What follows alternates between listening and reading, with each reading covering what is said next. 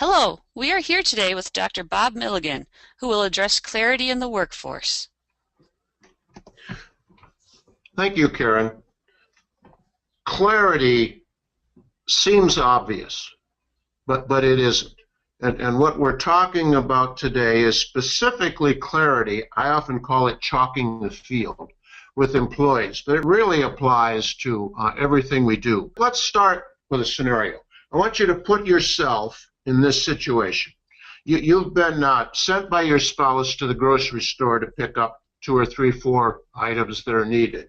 You left your cell phone home, and when you get to the grocery store, you look at the shelves where one of the items you want, and when you stare at it, they're all different varieties, different sizes, different flavors, and you're no longer clear. You don't have clarity about what it is that you should be purchasing.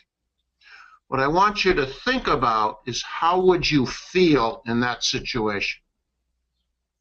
I think the answer is that most of us would be pretty frustrated. Now, what I want you to recognize is that research is very clear that that's the way most employees, and almost certainly some of your employees, are a lot of the time. They aren't completely clear on what behaviors and performance is expected of them. So let's think about the question. What do employees really need? They really only need the answer to 2 questions. What is expected of me? And how am I doing? Am I meeting those expectations? Today, we focus on the first, clarity in what is expected of me. So let's think about what do employees need for complete clarity, to have the field chalked? Well, the first thing is pretty obvious. Every detail needs to be clearly explained. Now, just as if we go back to our grocery store example, that wasn't enough, okay? So we need more.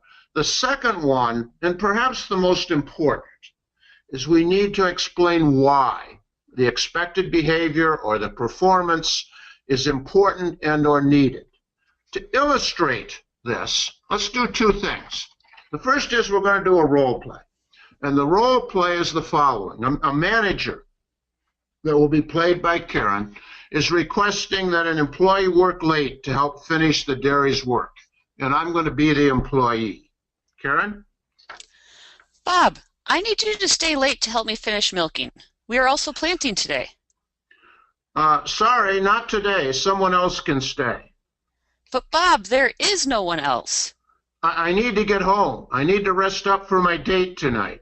Now think about where this discussion is going. I know you would like to rest. The problem is that Eric is off today. Raphael went home sick, and Pedro has a doctor's appointment. I have to represent the dairy at the meeting with the vet tonight, so what time is your date? It's 6 o'clock. I would have to be out of here by 4:30. Well, if we work together, we can be done no later than 4. Well, let's get started. Okay, now think about what changed the nature of this discussion. It clearly was headed into a confrontation. What did Karen, as the manager, do? She explained why she needed me to stay. There wasn't anyone else, and everyone else had a really good reason why they were not here. Now let's think about why this is so important. What's the power of why? And this diagram, to me, is powerful. Okay, it's kind of like peeling the layers of an onion. We tell people what it is we need done. We usually tell them how to do it, but that's where we stop. The real inner core of the onion, the most important thing, is the why. And why is it that why is important? Because it's what stimulates our emotions. It's what engages us in the activity. We think it's fair. We think it's important. Okay, so the why is really what's critical because it engages us, and that's true of the mission of the business, it's true for behaviors, and it's true for performance. Now let's come back to our list of chalking the field. We're going to add 2 more. This may sound a little academic, and you're not going to need it for every situation, but it is really important. The third one really builds on the why and the engagement. In order to really understand and understand why, there need to be opportunities to ask questions, and in most cases, provide input. That's really what gets people passionate, engaged in what we're talking about. And the fourth one, okay, is we need some kind of a detailed description written down somewhere for detailed things. Think back to the our little example with the grocery store. Perhaps the spouse actually told what size and so forth was needed, but we forgot it, okay? We all forget. If there's a place where we can go and look up those details, which would have worked if we hadn't forgotten our cell phone, okay, the employee can go there without having to become embarrassed and go to their supervisor. So where does chalking the field, where's clarity important? Well, basically everywhere. Okay, the business's vision, all of our behavior rules, our processes, and even for performance expectations.